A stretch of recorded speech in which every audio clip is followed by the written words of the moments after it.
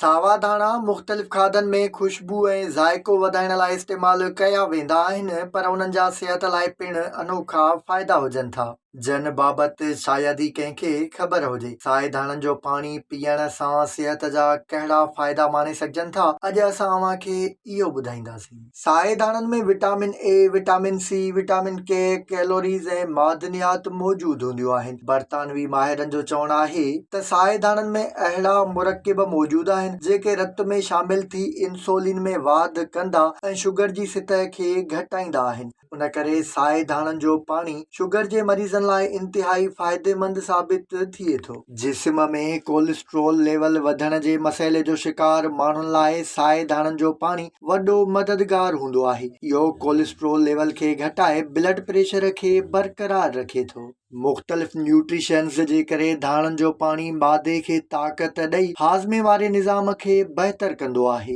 हिक तहक़ीक़ मूजिबि धाणनि जा पन कुदरती तौर ते जिस्म जे कंहिं बि हिसे जे इंफेक्शन खे रोकींदा आहिनि। इन लाइ धाणनि जो पाणी न रुॻो पी सघिजे थो, पर मुतासिर हंध ते इहो पाणी लॻाए बि सघिजे थो। धाणनि में एंटीबैक्टीरियल मुरकिब शामिल आहिनि जेके कंहिं बि क़िस्म जे इंफेक्शन खे कंट्रोल करण जी सलाहियत रखनि था।